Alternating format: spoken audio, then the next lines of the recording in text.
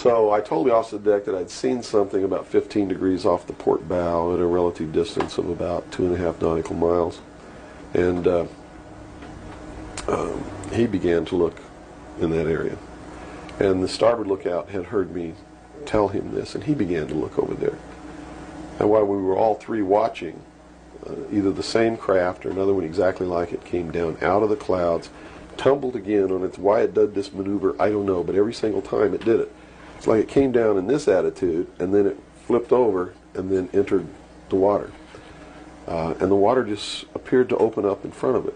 It's just like the account in the Bible about the parting of the Red Sea.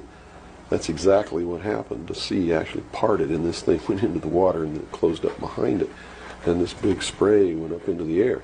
But it wasn't a spray from the craft hitting the water. It was a spray from the water coming back in to fill up this hole that had been created. And again, I'm thinking, this is incredible. What are we looking at here? And it was metal. It was a machine, and it wasn't glowing or anything like that. It didn't have any lights on it that we could see.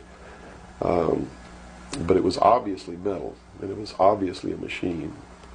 And although I can't tell you that there was anyone inside of it, I believe that there was. And it did something that, as far as I knew, was absolutely impossible. I'd been in the Air Force. I'd worked on the state-of-the-art of our aviation capabilities, and here I was on the deck of a submarine in the conning tower, and I knew what we had to be able to have to go underwater, and I knew that the two were incompatible. Here's something that came from under the water and flew in the air and performed maneuvers, and then came back down and interfaced with the water at tremendous speed and remained intact, which realistically it never touched the water. The water sort of magically opened up in front of it, but something had to interface with that water. Anything that we had that interfaced with the water in that manner would have been disintegrated. It's like hitting a brick wall.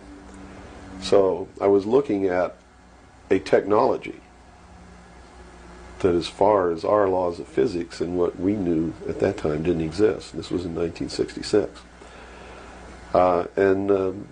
Ensign Ball was as shocked as I was. He called the captain to the bridge, who came up with the chief quartermaster, who brought a camera.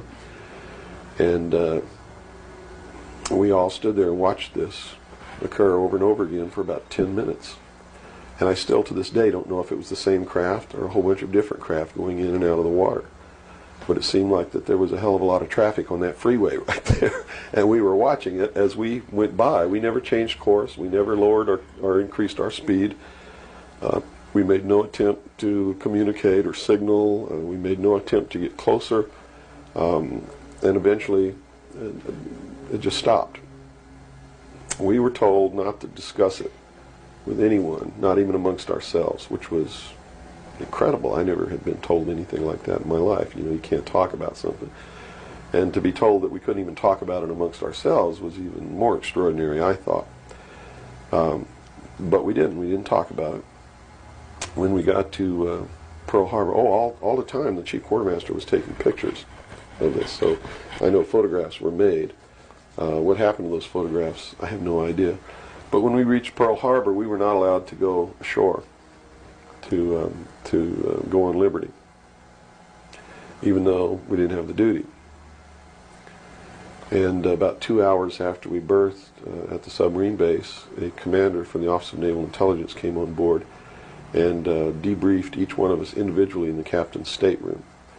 And the ultimate outcome of the debriefing was that we didn't see anything, we didn't hear anything, and we had to read rules and regulations that told us that if we ever talked about what it was that we didn't see, that we could be imprisoned, we could be fined $10,000, we could lose all pay and allowances due or ever to become due. And I learned at that moment that the United States Navy didn't want anybody to know about what we saw.